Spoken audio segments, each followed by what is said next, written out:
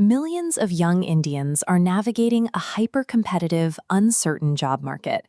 For them, education reform is a matter of economic survival. When the primary path to a stable life feels blocked, the resulting pressure needs a visible outlet. That outlet is JantarMantar. These red, geometric astronomical observatories form the backdrop for one of the most significant protest sites in Delhi, serving as a permanent stage for civil dissent in the heart of the capital. On a sweltering summer day, the atmosphere here is heavy. Thousands of people packed into a confined urban space create an intense concentration of political energy. While the event is physically contained in Delhi, the large maps and national flags displayed by the crowd signal a much larger national scale. The students are positioning their local grievances as a representative struggle for the entire country. Despite the high numbers and the heat, the gathering follows a strict internal logic, designed to move the levers of democratic change through sheer, sustained presence. The first part of this mechanism is the engine, the students. Their collective movement provides the kinetic energy that drives the entire demonstration. They maintain their momentum through repetitive sound. The steady beat of DSF-branded drums and synchronized chanting create a physical wall of noise that ensures the crowd's presence is felt by everyone in the vicinity. Within that wall of sound are individual stories. The intensity in a protester's expression, or the insistence of a raised hand, points to the personal stakes involved, real people demanding the protection of their civil rights. Their focus is specific. They are opposing the commercialization of the school system. Handwritten posters call for the rejection of the National Education Policy 2020, arguing that education should be treated as a fundamental right rather than a market commodity. By combining this emotional intensity with clear policy targets, the students make their systemic concerns impossible for the public to ignore. The second component of the movement is the broadcast infrastructure.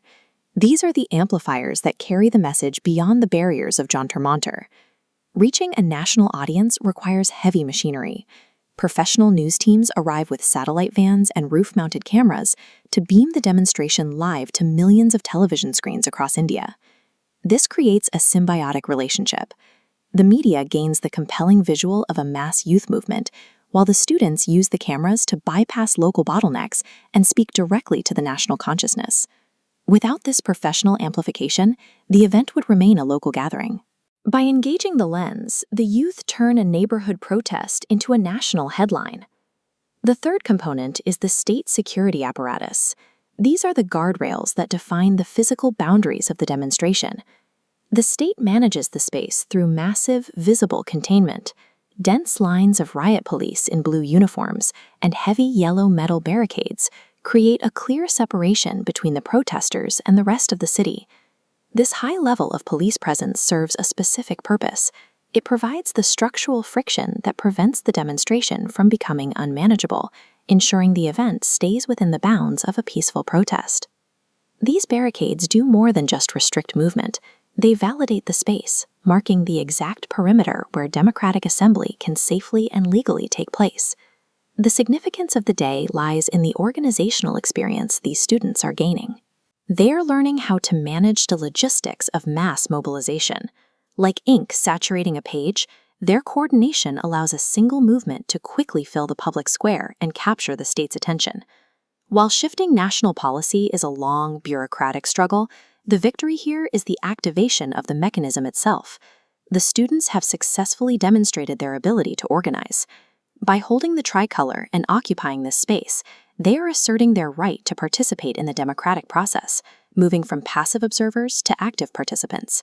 By mastering the logistics of assembly and amplification, these students have ensured that their presence is now a persistent factor in the national conversation, one that the political establishment cannot easily overlook.